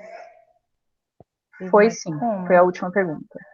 Mais alguém gostaria de fazer alguma pergunta, algum comentário, que não tenha colocado no chat, mas queira abrir o microfone para fazer a pergunta? Fique à vontade. A gente tem que fazer a foto, hein? Temos. Antes de fazer a foto, então a gente pode encerrar? Tem educador, tá falando aí o Jefferson. Deixa eu ver se eu acho aqui. Oi, Amando. Verdade, tem uma pergunta do Cadu. A EAD no ensino básico não seria um problema em relação à valorização da profissão de professor? Vou deixar a Giovana começar essa resposta. Depois eu termino. Bem, a EAD no ensino básico, primeiro, a LDB, ela não faz essa previsão em caráter emergencial para o ensino fundamental, tá? Nem a educação infantil há essa previsão. Agora que a gente tem no ensino médio, um parecer do ano passado, né, que vai, no caso do ensino médio técnico, a gente vai ter uma carga horária de disciplinas à distância. O ensino médio, talvez, né, na verdade, poderia, segundo a LDB. Eu penso que não. Por quê? Porque o professor, para ter a valorização do profissional que a gente sabe, a gente tem que primeiro se valorizar, Cadu. A gente sabe disso. Se você não valoriza a sua profissão, você não busca se atualizar, agora, então, que a gente vai ter que correr atrás mesmo. Eu ia aposentar, não vou mais. Eu sei que a educação do país ainda precisa de mim, precisa da minha contribuição. E eu me valorizo por isso. Eu não vejo, eu não sei se é esse o sentido que você colocou, né? A EAD no básico, porque, na verdade, a gente não vai fazer a educação à distância na educação básica. Não tem como. Né? Nós vamos ter que criar outros mecanismos de atividades pedagógicas não presenciais para atender a educação infantil, fundamental 1 e 2. E até o médio, em alguns casos, não é verdade? Eu não vejo, né, essa questão de desvalorizar, porque o professor vai ter que buscar ainda mais conhecimentos, ele vai ter que buscar mais cursos, ele vai ter que buscar ler mais, entendeu? Por isso que eu não vejo dessa forma, né? Não sei se era essa a sua intenção, Cadu. Eu quero só completar, se for possível, complementar, não sei se a palavra é essa. Vou colaborar, é a melhor palavra, né? A gente fala que a gente trabalha em sintonia, né? Então, Cadu, Porém, a visão dos pais é bem diferente, sem dúvida, cara. Uma coisa que eu queria levantar é uma reflexão. O que seria realmente essa valorização desse professor? O que é valorizar esse professor, né? Muitas vezes acham que o professor é de férias, mas para e pensa. É uma valorização. O que eu estou falando com valorização do professor? É uma valorização social? De alguma forma, tudo que está acontecendo agora e a dificuldade de se fazer educação e de ser professor está modificando um pouco disso, tá? Está alterando esse panorama. As pessoas estão vendo que educação é ciência, educação tem técnica, educação tem métodos, educação tem pressupostos, e que não é tão simples como eles achavam, por eles terem vivenciado situações da educação. Será que, sim, valorização é salário? Né? A educação, praticamente no mundo inteiro, é assim, né? Poucos são os países que têm uma valorização do profissional da educação como destaque. Então, o que acontece? A gente atrai para a educação, a gente não atrai as pessoas, muitas pessoas que têm grandes habilidades para ser grandes profissionais na área de educação, mas acabam não vindo para a educação, indo para outras áreas. Ou a educação, ou é uma valorização pessoal, é um entendimento pessoal do que eu sou satisfeito com a minha profissão, né? Em relação a isso, né, eu acredito que se a gente fosse olhar um pouquinho dentro da história da tecnologia, basta olhar quando foi feita a inserção do computador. Começou a usar calculadora, gente, década de 70, 80, usar calculadora. As pessoas achavam que era um erro usar calculador porque ela ia fazer com que as pessoas emburrecessem, ia fazer com que as pessoas fossem numa direção em que elas não iam construir conhecimento. Para eles aquilo era um absurdo. Com o tempo as coisas foram se ajeitando, a utilização dos calculadores, a utilização dos computadores, né? Foi entendendo, né, que o recurso não determina tanto, né, os resultados. São os métodos, né, são as formas, são, né, os designers didáticos realmente que estão indo na busca disso. A gente entende que a gente tem alunos com dificuldade, alunos muitas vezes desanimados, a gente tem problemas com os nossos conhecimentos prévios, esses alunos têm uma formação inconsistente, todos esses elementos são realmente entraves para a utilização de um modelo de educação à distância para a educação básica. Em 2018, eu estive num congresso no qual a gente estava discutindo exatamente sobre essa temática. No Brasil, por exemplo, não tem estudos da utilização da educação à distância na educação, no ensino fundamental e na educação básica. As primeiras experiências estão começando a serem desenvolvidas no ensino médio, e primeiras escritas sobre o que tem sido feito, o que tem dado certo, o que não tem dado certo. Então, eu acredito que isso vai ser interessante. Bom, terminei aí, passei a palavra para a Aline. Com você, Aline. Bom, pessoal, o Cadu queria falar, né? Parece que ele pediu ele caiu. A palavra. Ele caiu? Ou caiu para ele o link? Sei. Pergunta ele aí que vai responder para nós. Olha só, a questão da interatividade em espaços síncronos, né? Olha a possibilidade de a gente ouvir, responder e tentar tirar as dúvidas. E esses espaços são espaços férteis, né? Ah, travou, né, Cadu?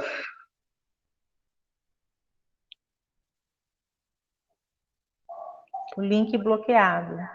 Não deixe de avaliar, não, gente. Pode abrir o áudio, Cadu. Claro, pô. Opa, boa noite. Vocês estão me ouvindo? Boa noite. Sim, bem. Ah, tá. É que escrever fica mais difícil. Então, vamos lá.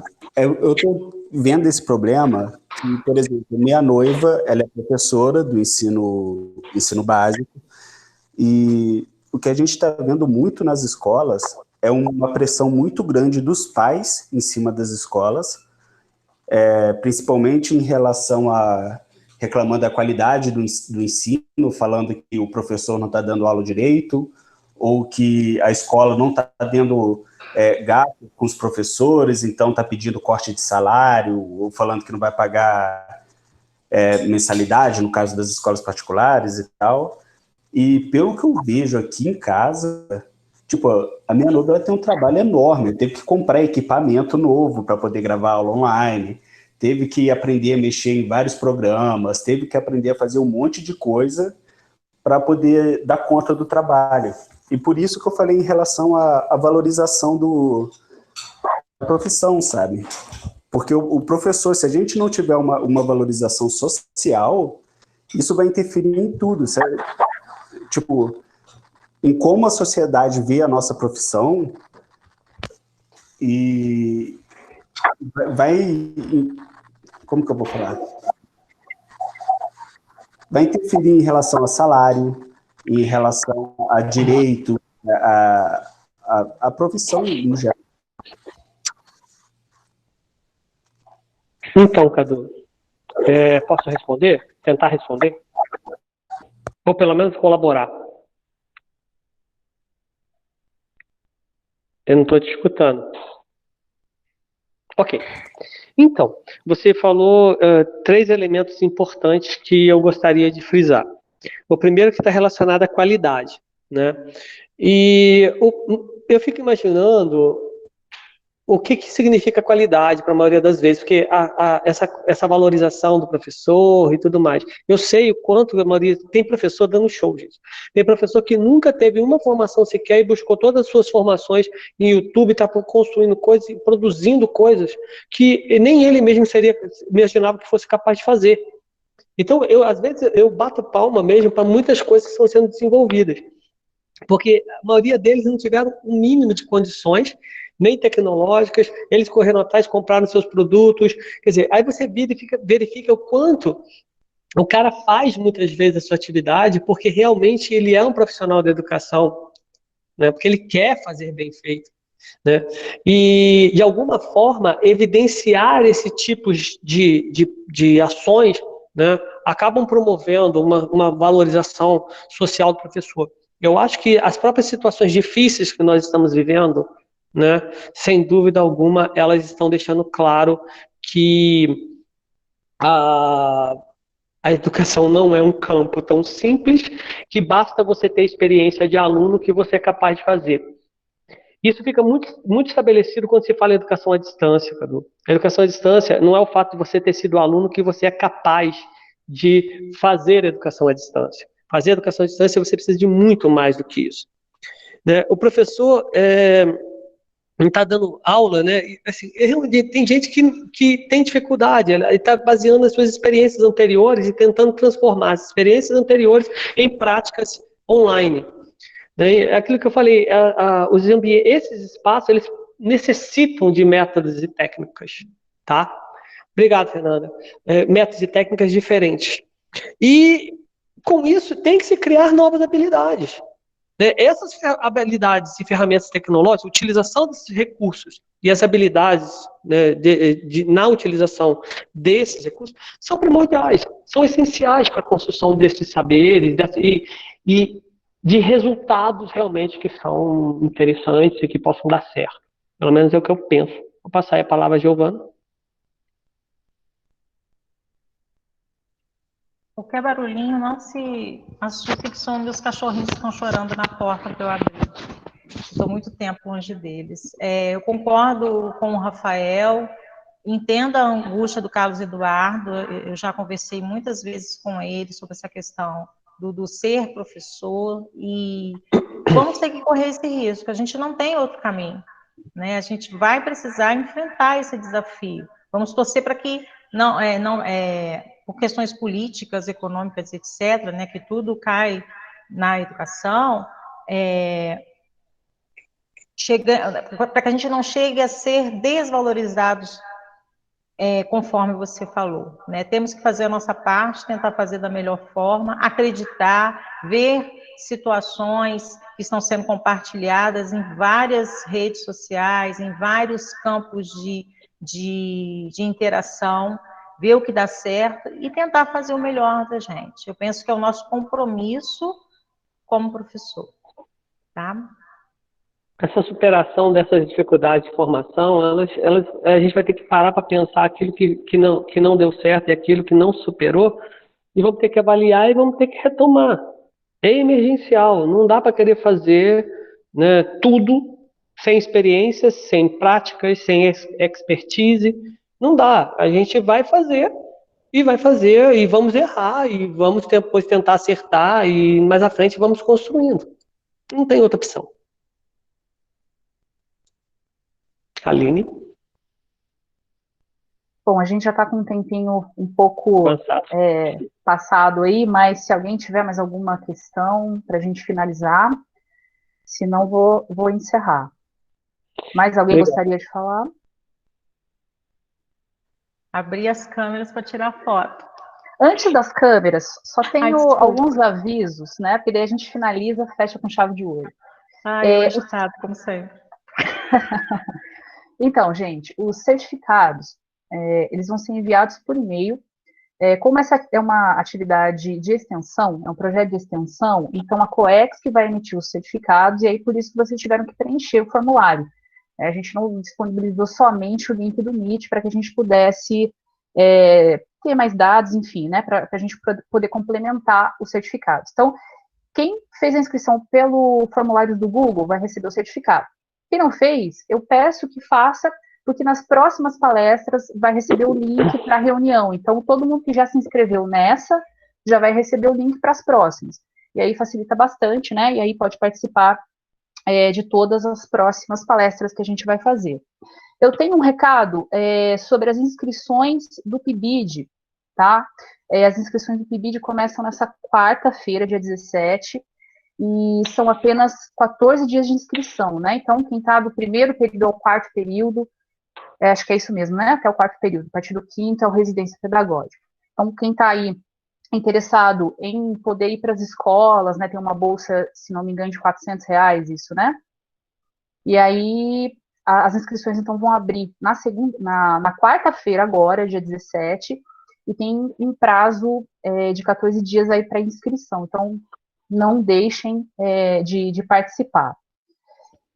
Eu deixei a avaliação dessa palestra no chat, eu já vi que tem algumas respostas lá já no formulário, então quem puder, né, fazer a avaliação para que a gente possa sempre reformular as nossas apresentações. Eu acho que uma mensagem também dessa palestra foi que a gente está aprendendo a todo momento, e a tecnologia, ela é nova para todo mundo, inclusive para aqueles que já sabiam lidar de uma certa maneira com a tecnologia. Então, é sempre bom a gente receber esse feedback de todo mundo, para a gente poder melhorar sempre, né, as nossas apresentações. A próxima palestra vai ser na próxima segunda-feira, dia 22, no mesmo horário, vocês vão receber a informação tudo direitinho, e o tema vai ser o céu em tempos de pandemia, uma viagem pelas constelações de outono. Então, essa palestra eu vou fazer, e eu vou falar um pouco da astrofotografia, vou falar das constelações, vamos bater um papo sobre astronomia, tá bom? Eu acho que é isso, tá? Peço então de novo que vocês avaliem lá. E eu acho que é isso, eu agradeço a presença de todo mundo, tá? Obrigada, Rafael, obrigada, Giovana, pelas avaliações, né, que estão lá no formulário, já pude ver algumas respostas, o pessoal gostou bastante, foi bastante esclarecedor, eu acho que é um tema bastante atual, eu acho que o momento que a gente vive realmente é um tema que esclareceu muitas das nossas dúvidas, tá? E aí eu conto com a participação de todos para as próximas também, espero que vocês tenham gostado, e é isso, tá? Até a próxima, obrigada, viu, gente? Eu amei esse momento pela integração, né, dos dois cursos também, né, Aline? Pois tinha aluna minha da pós, os colegas da matemática, da física, os alunos, tudo junto e misturado, é bom demais isso. Fico até arrepiada. E a gente tem que fazer a foto, né? A foto. Acho que captura a tela, né? Vamos abrir as câmeras, gente, para mostrar a carinha. Isso, olha lá que bonitinho. Arruma a sua, Reinaldo. Olha lá o Cadu. Olha o Davi. Arruma a sua aí, Reinaldo. Ai, gente, é tanta felicidade. A Érica. Ó, Rafael. Ei, Rafael. A Isabela Rocha, tive o prazer de conhecer essa semana. Oi, Iris. Oi. A Mariclé. Ai, que gracinha. Deixa aparecer o rostinho de todo mundo. Darlan. Cadê o Darlan? O Adílio, ai, que saudade, gente. Eu fico tão emocionada, vocês não têm ideia. Giovana, a Ai, eu não Giovana está aguento. chorando. Ela está chorando em todas as lives. Ai, desculpa, não aguento. Vocês É morrem de rir, eu não saudade. aguento. Muita saudade, muita, A gente descobriu o quanto que a gente ama fazer o que a gente faz. muito. E havia dias que eu ficava irritada. Ai, meu Deus, eu tenho que ir, tenho que fazer isso, isso, isso. Eu chegava lá e eu acalmava. Agora, que falta faz? Deixa eu só fazer uma pergunta, Rafael. Você tem aí o grid para fazer a foto? Eu não consigo achar aqui na minha extensão. Eu estou fazendo pelo celular e eu acabei de fechar meu computador. Giovana, acho que tem o grid. É importante que as pessoas também lembrem. Ó, existem 8 extensões diferentes para o Meet, tá, gente? Você pode usar o Node, que é de reações, né? Reação do Google, que é mãozinha, um monte de coisa. Existe no Google Meet esse grid para você ter essas câmeras, esse monte de câmeras ao mesmo tempo. Tem o Meet Attendance, que é para gerar as planilhas já com todo mundo que entrou, né? Com presença de todo mundo. Tem outros para você fazer espaços online, as pessoas poderem entrar e perguntar. Legal. Ficou bom. Então, Rafael fica aí. Silva, Darla, Matheus Henrique vão abrir ou não? Vamos lá, gente. Conseguiu, Giovana? Eu Conseguiu? habilitei. Agora faz o quê? Dá print screen? O que é? Pode ser print screen na tela. Uhum. A Giovana gosta de tirar foto da tela também, gente. Eu tiro. Então faz os dois, pronto. Eu coloquei assim, habilitar captura de tela. Habilitei. Isso. E agora? Então agora você pede para capturar. Print Mas screen. quando eu peço para capturar, muda totalmente Fica todo mundo agarrado um no outro. Não, eu vou fazer diferente aqui. Tá feio assim. Espera só um minutinho. Enquanto isso, eu vou falando, Armando, o seu vai aparecer 15 no computador, aparece um número limitado. Se você quiser ter maior número de pessoas aparecendo, você tem que ter essa extensão do Meet, né, Grid View. Isso. Tá? E o Note, que é para as pessoas terem reações, levantar a mão, fazer perguntas ali, e é bem interessante. Tem uma ferramenta que dá até tem que ser pro Chrome. Na tela, Google né, Chrome. Tem ferramentas para você escrever na tela, para a gente, na hora que estiver fazendo a apresentação, escrever pelo computador em cima, né? Muito legal. Oi, Jack. Preparado? Eu não sei se consegui capturar do jeito que eu fiz ali, não. Tá bom. 1, 2, 3 Vamos lá. e... Só eu mesmo que tiro foto da tela. Sorriso. Só eu que não vou aparecer. Alguém tem que tirar aí para eu aparecer. Tira uma selfie. Acho que eu não sei fazer isso, não. Ó, já tirei 3. O Magno ficou morrendo de rir. Pronto, tirei 3 e tentei fazer Eu desliguei o computador. Eu acabei desligando.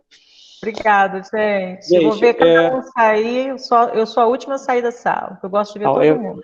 Ok, eu queria agradecer a participação de todos, a paciência por nos ter aturado, né? Aline, o convite. Espero que em outro momento a gente consiga vir, quem sabe, para poder falar sobre essas ferramentas de forma isolada, né? Como elas podem ser usadas e nesses ambientes online. Essa é uma discussão que a gente vai ter, né? Entendendo que no nosso instituto nós estamos com o calendário suspenso, então nenhuma atividade específica de ensino, né, presencial e à distância estão permitidas. Então, mas isso tem uma equipe que está discutindo sobre isso, então a gente acredita que a gente vai ter algumas respostas. Alguns campos já estão discutindo sobre isso também. É só uma informação que eu acho que é importante. Beijo a todos, um prazer estar com vocês essa noite. Tchau, tchau. Tchau, gente. Tchau, gente. Obrigada pela presença de todos. Até mais. Até mais.